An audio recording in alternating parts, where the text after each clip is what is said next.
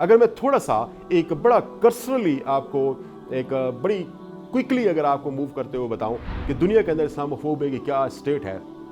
تو United States کے اندر اگر آپ تھوڑی دیر کے لیے آپ چلے جائیں تو وہاں پہ آپ کو نظر آتا ہے جیسے آپ پیچھے کچھ دیر کے لیے چلے جائیں جہاں آپ کے پاس Donald Trump president of United States کے طور پر نظر آتا ہے، اور آتی ہی اس نے اینٹی اسلام اور اینٹی مسلم نریٹو جنریٹ کیے. کیا رزلٹ رہا؟ جنوری میں وہ آتا ہے اور اس کے بعد نیکسٹ 3 منتھس کے اندر بڑی بڑی مساجد جلا دی گئیں، آرسن اٹیک ان پہ ہوا اور مسلمانوں کو بڑا شدید نقصان ہوا، اور مسلم ممالک بہت سارے مسلم ممالک کی انٹری جو ہے وہ یونائٹڈ اسٹیٹس کے اندر بین کر دی، اور نیوز پیپرز بڑے جسے آپ کہہ سکتے ہیں اوپنلی لکھنا شروع کر دیا مسلمانوں کے خلاف، اور مسلمانوں کو بڑے ڈفرینٹ فیشن کے اندر انہوں نے پوسٹ کرنا شروع کر دیا as a threat to the world peace, اس فارم کے اندر لینا شروع کر دیا. تو میں سمجھتا ہوں کہ اس کے بعد اگر آپ جو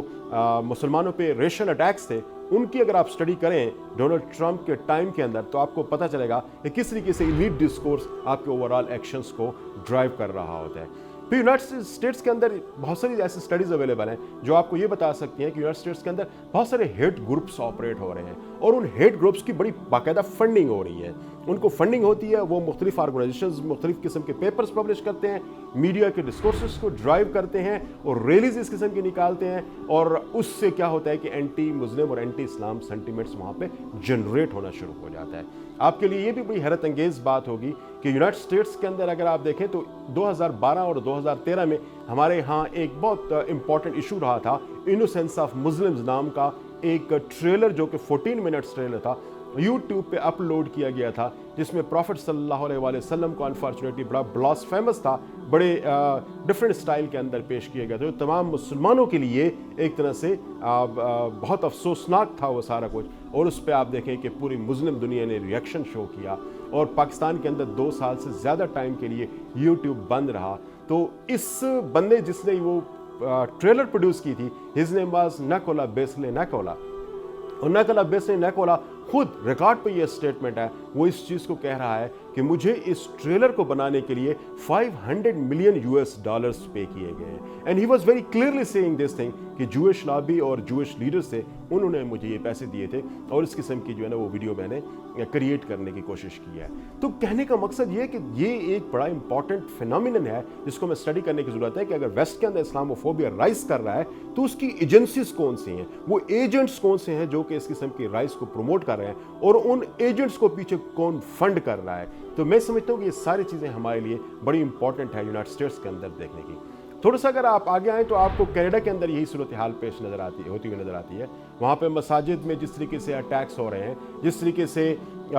مسجد میں لوگ جمعہ کی نماز پڑھ رہے ہوتے ہیں اور ان پہ گاڑیاں چڑھا دی جاتی ہیں، جس طریقے سے ایک فیملی جس میں میاں بیوی اور ان کے فادر ان لا وہ ان کے ساتھ، ان کے 2 بچے ساتھ ہیں، اور ان پہ گاڑی چڑھا کے ان سب کو مار دیا جاتا ہے. تو یہ چیزیں کہاں پیدا ہو رہی ہیں؟ While they were not in fact the active members of the society, they were very docile, doing their businesses and doing their jobs and that's it. وہ کوئی لیڈرز ٹائپ بھی نہیں تھے، وہ کوئی ایسے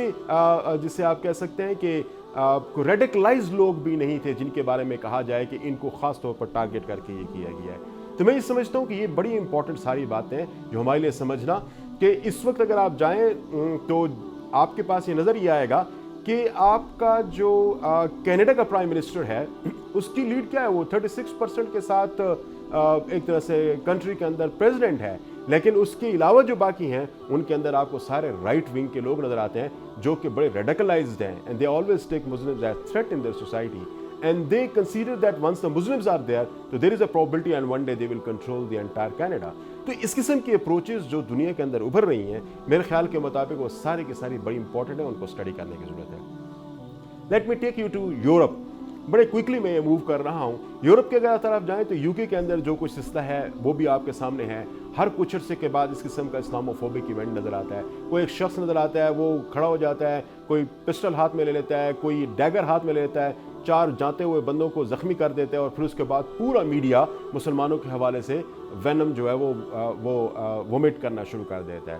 آپ بالکل اس کے ساتھ کر کے فرانس کا جو ریجن ہے اس کے اندر اگر آپ دیکھیں تو فرانس کے اندر بڑی افسوسناک صورتحال ہے اس وقت. اور فرانس کے اندر مسلمانوں کو ایک بہت بڑے تھریٹ کے طور پر لیا جا رہا ہے. میں آپ کے انٹرسٹ کے لیے جو ایک میڈیا رپورٹس ایک دو اس بات پہ اس چیز کو ریٹیفائی کرتے ہوئے نظر آتی ہیں کہ اس وقت فرانس کے اندر جتنے بھی لوگ جیلوں کے اندر ہیں اس میں 70% مسلمز ہیں,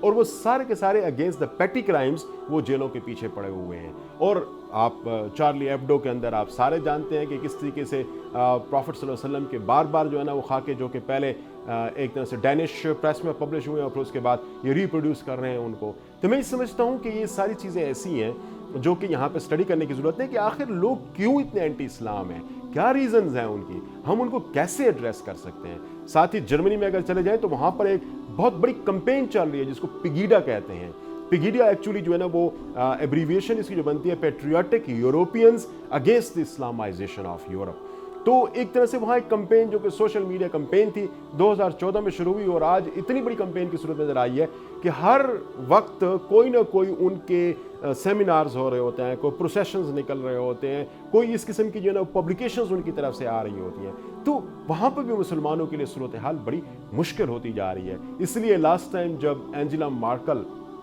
جب اس نے دیکھا کہ رائٹ ونگ دنیا میں رائز کر رہا ہے تو وہ ان لائک ہر پاسٹ وہ یہ کہہ رہی تھی کہ Muslims have to live in Germany, they have to respect our value and they have to behave like the Germans. تو یہ اس قسم کی جو ہے صورتحال اگر آپ دیکھیں تو آپ کو جرمنی میں نظر آتی ہے. آپ اسکینڈینیویا کنٹری کے اندر چلے جائیں تو ایک شخص کھڑا ہو کے 58 مسلمانوں کو قتل کر دیتا ہے, گن اوپر جو ہے نا کھول دیتا ہے, فائر کر دیتا ہے. بریوک جس کا نام تھا اس نے یہ کام کیا کہ مسلمانوں کا اجتماع تھا, اکٹھے تھے, اینڈ ہی اوپنڈ اپ گن. تو میں سمجھتا ہوں کہ اس قسم کے واقعات آپ کو بڑی تیزی کے ساتھ ان ممالک کے اندر نظر آتے ہیں.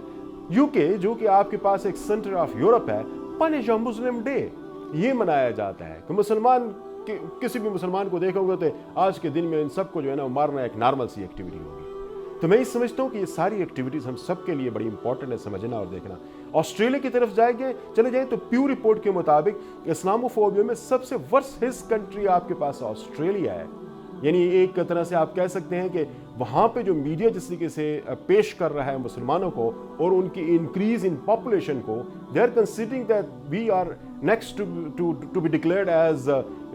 شریعہ کمپلائنٹ کنٹری اینڈ کانٹیننٹ. وہ شاید ہو سکتا ہے کہ اپنے آپ کو اس فارم کے اندر دے رہے ہوں اور ان کا میڈیا بھی اس چیز کو سپورٹ کرتا ہوا ہے ہمیں نظر آتا ہے. انڈیا کے اندر آپ کے پاس سامنے اگین ایک بڑی اچھی اگزامپل موجود ہے جہاں پہ ہندوتو آئیڈیالوجی مسلمانوں کے خلاف جسے آپ کہہ سکتے ہیں بڑی کمپین شروع کی ہوئی ہے. اور پچھلے کچھ عرصے میں جب سے مودی گورنمنٹ وہاں پہ آئی ہے اس کو اگر آپ اٹھا کے دیکھیں تو شاید آپ کو نظر آئے کہ مسلمانوں کے لیے وہاں پہ بڑے مشکل انفارچونیٹلی حالات پائے جاتے ہیں. تو ان اے وے اگر میں ایک سائنوپٹک ویو آپ کو دیا کہ پوری دنیا کے اندر اگر آپ دیکھنے کی کوشش کریں تو مسلمانوں کے لیے بڑے مشکل صورتحال ہے.